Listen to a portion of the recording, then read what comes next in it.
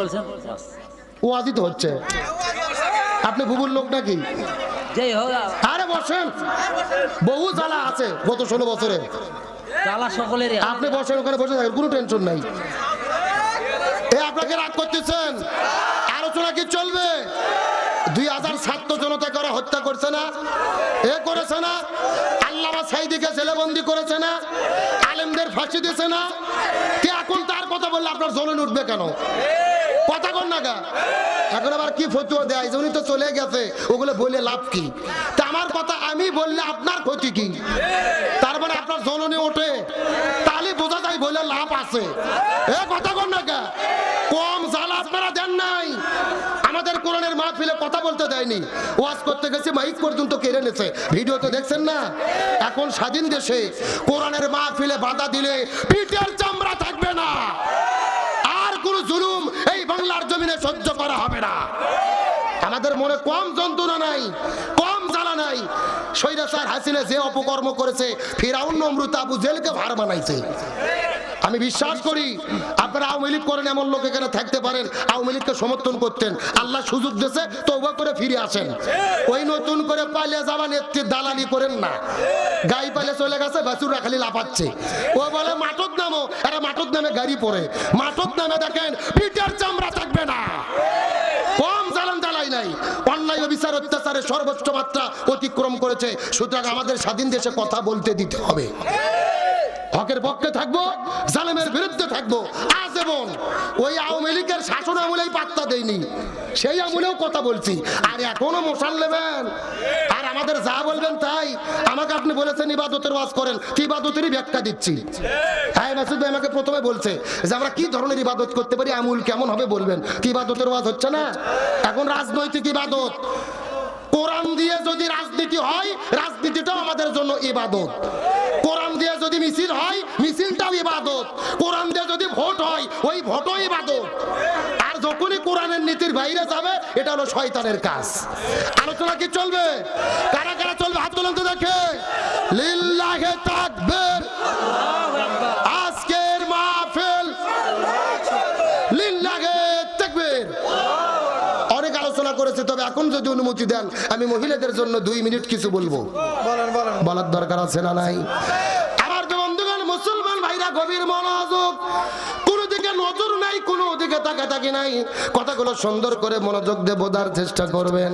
আমার নবীজি একদিন আস্তে করে ঘর থেকে বের হওয়ার পরে গভীর রজনীতে খাদিজার ঘরের মধ্যে যাওয়ার পরে লক্ষ্য করে তাকে বিবি খাদিজা ঘুম পাচ্ছে।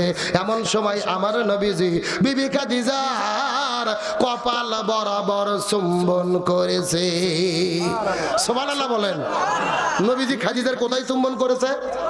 এখন বলেন তো, স্বামী স্ত্রীর কপালে চুম্বন করা কি সুন্নাত? শুধু কি জায়েজ? সুন্নাত। জোরে বলেন কি? কিন্তু সুন্নাতটা পালন করবেন কখন? বিয়ের আগে না বিয়ের পরে? আর কথা কয় না। এ গভীর মনোযোগ লক্ষ্য করুন। কিন্তু এই যে বাংলাদেশের ভেতরে 14ই ফেব্রুয়ারি যখন চলে আসে, ওই 14ই ফেব্রুয়ারি বিশ্ব ভালোবাসা দিবসের নাম দিয়ে স্কুল কলেজ ভার্সিটির ভেতরে, রমনার বটমূলে, পার্কে পার্কে, লেকের ভেতরে, আপনাদের প্রিন্সের সাতালের ভেতরে কত কপত কপতি প্রেমিক প্রেমিকা কুকুরের মতো জোড়া লাগে। এ যুবকেরা কথা কও। আর যারা বিয়ে করার আগে ভালোবাসা দিবসের নামে যারা জোড়া লাগে, চুমোচুমি করে, চিৎকার করে বলেন তো, এরা বিয়ের আগে করে না বিয়ের পরে? কথা কয় না। কিন্তু বিয়ের আগে প্রেম ভালোবাসা জায়েজ। এ শোনেন, বিয়ের আগে একটা ছেলে মেয়ে যেই কাজগুলো করলে গুনাহ হয়, বিয়ের পরে ওই একই কাজ করলে আল্লাহ সওয়াব দেয়। সুবহানাল্লাহ বলেন। আসলে যুবকদের কোনো দোষ নাই। বাবা মা যদি সময় মতো ছেলে মেয়েদের বিয়ে করাতো, এই বাংলাদেশে জিনা থাকতো না। কিন্তু ছেলের বয়স হয়ে গেছে 30 বছর। 30 বছর বয়স, বাবা ছেলেকে বিয়ে করায় না, এমন আছে না নাই? এই যে যুবকেরা বলতেছে ঠিক, মানে ছেলে পাটার মতো ঘরে, বাবা বলতেছে ছেলে চাকরি করে না, ব্যবসা নাই, জমি নাই, খাওয়াবে কি? এইরকম বাবা আছে না নাই? আচ্ছা, আমার প্রশ্ন হলো, আপনার বাড়িতে 4 জন 6 জন সদস্য, সবার যদি ভাত হয়, এক বেটার বইয়ের ভাত হবে না? বিশ্বাস করেন, রিজিকের মালিক হলো আল্লাহ, আর বর্তমানে যে ডিজিটাল বউ এরা ভাত খাই না, এরা নুডলস খায়, বার্গার খায়, ফুচকা খায়। কথা কর না কা এ বাসু ভাই বসেন বসেন, আপনার বাজুরটা কর ও আর চেঞ্জ হতে বসেন, রাগ করেন না। এ লক্ষ্য করেন গভীর মনোযোগ। আল্লাহর কোরআন বলেছে তোমাদের ছেলে মেয়ের যদি বিয়ের বয়স হয় তাদেরকে বিয়ে করে দাও, যদি তাদের অভাব থাকে আমি আল্লাহ অভাবকে দূর করে দেব। সুবহানাল্লাহ বলেন। আল্লাহ বলল যে ছেলে মেয়ের বিয়ের বয়স হলে বিয়ে করাও, তাহলে আমি অভাব দূর করে দেব। আর আমরা বাংলাদেশে বলতেছি যে টাকাটাই খাওয়াবে কি। আল্লাহর বক্তব্যের সম্পূর্ণ উল্টো বক্তব্য। বড় আপনার ছেলেকে বিয়ে করান, মেয়েকে বিয়ে দেন, কি চাকরি ছাড়া বিয়েই দেয় না। ওই অজু করতেছি তো, ভালো করে শোনেন। ছেলে মেয়েকে যুবক বয়সে বয়স হওয়ার পরে যদি বিয়ে না করান, ওই ছেলে মেয়ে যদি জিনা করে জাহান্নামে যায়, একা জাহান্নামে যাবে না, আপনাদের সাথে করে নিয়ে জাহান্নামে যাবে। তাহলে চিৎকার করে বলেন স্বামী স্ত্রীর কপালে চুম্বন করা কি? আর নবীজি খাদিজার কোথায় চুম্বন করেছে? আমার বন্ধুগণ, মুসলমান ভাইরা গভীর মনোযোগ লক্ষ্য করুন। নবীজি খাদিজার কপালে চুম্বন করলেন, সঙ্গে সঙ্গে বিবি খাদিজার ঘুম ভেঙে গেল। নবীকে ডাক দিয়ে বলে ইয়া রাসূলুল্লাহ, এই গভীর রজনীতে আপনি কেন আমার কপালে চুম্বন করলেন জানতে চাই। রাসূল বলে খাদিজা রে, এই মাত্র আল্লাহর পক্ষ থেকে জিবরাইল আসার পরে আমাকে বইয়ে দিয়ে গেল, মনোযোগ দিয়ে শুনে নাও।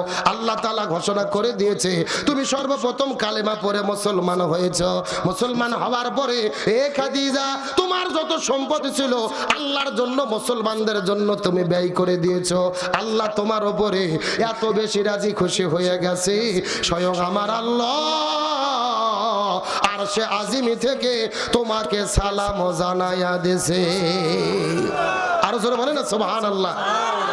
এই পৃথিবীতে একজন মহিলাকে আল্লাহ সরাসরি সালাম দিয়েছে, তার নাম কি? আরো জোরে বলেন। আমার বন্ধুগণ, মুসলমান ভাইরা গভীর মনোযোগ। এইবার খাদিজা নবীকে জিজ্ঞেস করে বলেন ইয়া রাসূলুল্লাহ, আল্লাহ তাআলার কি সুসংবাদ দিয়েছে আপনার কাছে জানতে চাই, বলেন তো। নবী ডাক দিয়ে বলে খাদিজা, আল্লাহ তাআলা শুধু সালাম দিয়েছে, বিষয়টা এই জায়গায় শেষ নয়। আল্লাহ ঘোষণা করেছে তুমি খাদিজা হবে জান্নাতের মেহমান। এই কথা শোনার পরে খাদিজা মুস্কি মুস্কি হাসা শুরু করলেন। রাসূল ডাকতে বলে খাদিজা তুমি কেন মুস্কি মুস্কি হাসো? খাদিজা বলে ইয়া রাসূলুল্লাহ, আল্লাহ তাআলা আমাকে জান্নাতি বলে ঘোষণা করেছে, এই জন্য আমি মুস্কি মুস্কি হাসতেছি। রাসূল বলে খাদিজা তুমি জান্নাতি হবে কথাটা সত্য, কিন্তু তোমার কাছে প্রশ্ন করি বলো তো ওই জান্নাতের ভেতরে কে জান্নাতি নারীদের সর্দারনি হবে? খাদিজা ডাকতে বলে ইয়া রাসূলুল্লাহ, আল্লাহ তাআলা যেহেতু আমাকে সালাম জানায়া দিয়েছে, আমাকে জান্নাতি হিসেবে ঘোষণা করে দিয়েছে, আমার মনে হয় আমি জান্নাতি নারীদের সর্দারনি হব। রাসূল বলেন আরে খাদিজা তুমি ভুল ভেবেছো, তুমি জান্নাতের মধ্যে যাবা এই কথাটা সত্য, কিন্তু জান্নাতের ভেতরে তুমি জান্নাতি নারীদের সর্দারনি হতে পারবা না। তার কারণ হলো ওই জান্নাতের ভেতরে যিনি জান্নাতি নারীদের সর্দারনি হবে তার পরিচয় হলো তোমার পেটের মধ্য থেকে জন্ম নিয়েছে যার নাম হলেন খাতুনে জান্নাত ফাতেমা। নাম হলো ফাতেমা। জোরে বলেন নাম কি? আরো জোরে। আপনারা তো ঠিকই খুশি হয়েছেন, কিন্তু খাদিজা কি খুশি হয়েছে? খাদিজার মনের মধ্যে বড় কষ্ট, মনটা খারাপ করে বলে ইয়া রাসূলুল্লাহ, আমি সর্বপ্রথম কালেমা পড়ে মুসলমান হলাম, আমার যত সম্পদ ছিল ইসলামের জন্য ব্যয় করে দিলাম, আমি হব শুধুমাত্র জান্নাতি, আমি হব কর্মী, আর আমার মেয়ে ফাতেমা হবে নেতা, জান্নাতি নারীদের সর্দারনি। এর পিছনে কারণটা কি জানতে চাই? আল্লাহ বলে রাসূল বলে খাদিজা তোমার মেয়ে ফাতেমা জান্নাতি নারীদের সর্দারনি হবে, এমনিতেই হবে না, এর পেছনে কারণ হলো দুইটা। জোরে বলেন কয়টা? সাউন্ড নাই। আপনাদের কি কষ্ট হচ্ছে? এই যে আমি বসে আছি একবারে মাঝখান দিয়ে সোজা দুই ভাগ, ডান পাশে এক ভাগ, বাম পাশে আর এক ভাগ। আপনারা মুখ বন্ধ করে থাকেন, আপনারা বলেন তো দেখি ফাতেমা জান্নাতি নারীদের সর্দারনি হবে, এর পেছনে কারণ হলো কয়টা? আরো জোরে। আপনারা মুখ বন্ধ করেন, আপনারা বলেন তো দেখি ফাতেমা জান্নাতি নারীদের সর্দারনি হবে, এর পেছনে কারণ হলো কয়টা? ওরে বাবা, কেরে ভাগ করে দেন, সাউন্ড বাজতেছে, তার মানে আপনি আলসামি করতেছেন না? এ জয়পুরের মুসলমান গভীর মনোযোগ। ডানে যারা আছেন কথা বলবেন, বামে যারা আছেন কথা বলবেন, মঞ্চে যারা বসে আছেন তারাও কথা বলবেন, সবাই মিলে চিৎকার করে বলেন তো দেখি, ফাতেমা জান্নাতি নারীদের সর্দারনি হবে, এর পেছনে কারণ হলো কয়টা? আরো জোরে, জোর হলো না? খাদিজা বলে ইয়া রাসূলুল্লাহ, কোন দুইটা কারণে জান্নাতি নারীদের সর্দারনি হবে আপনার কাছে জানতে চাই। রাসূল ডাক দিয়ে বলে খাদিজা, এই দুইটা কারণ যদি তুমি জানতে চাও, আমি তোমাকে দুইটা প্রশ্ন করব, এই দুইটা প্রশ্নের উত্তর যদি দিতে পারো তাহলে তুমি তোমার উত্তরটা পেয়ে যাবে। এই কথা বলার পরে খাদিজা ডেকে বলে, ঠিক আছে ইয়া রাসূলুল্লাহ, আপনি প্রশ্ন করতে পারেন। নবী বললেন, খাদিজা তোমার কাছে প্রথম প্রশ্ন, তুমি সত্য করে বলো তো খাদিজা, তুমি কত বছর বয়সে ইসলাম ধর্ম গ্রহণ করেছো? প্রথম প্রশ্ন, তুমি কত বছর বয়সে ইসলাম ধর্ম গ্রহণ? খাদিজা কেঁদে কেঁদে বলে, ইয়া রাসূলুল্লাহ, আমি কত বছর বয়সে ইসলাম ধর্ম গ্রহণ করেছি আমার চাইতে তো আপনি ভালো বলতে পারবেন। নবী বলে, খাদিজা রে, আমি জানলেই হবে না, তোমাকে বলতে হবে। এমন সময় খাদিজা বলে, ইয়া রাসূলুল্লাহ, জানার পরেও যদি জানতে চান মনোযোগ দিয়ে শুনে নেন। আপনার বয়স যখন ছিল 25 বছর, আমার বয়স তখন ছিল 40 বছর। 40 বছর বয়সের খাদিজাকে আপনি 25 বছর বয়সে বিবাহটা সম্পূর্ণ করার পরে ওই গাড়ি হীরার মধ্যে যখন ধ্যান আর গবেষণা শুরু করলেন, আপনার বয়স 25 থেকে বাড়তে বাড়তে বাড়তে বাড়তে যখন 40 হলো, আল্লাহ আপনার উপরে কোরআন নাজিল করলো।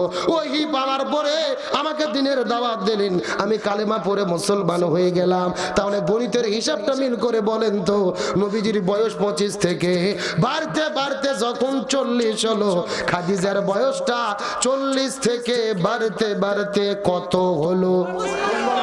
ওরে বাবা, আপনারা তো অঙ্কে খুবই পাকা, মাশাআল্লাহ। খাদিজা বলে, ইয়া রাসূলুল্লাহ, আমি 55 বছর বয়সে ঈমান গ্রহণ করেছি।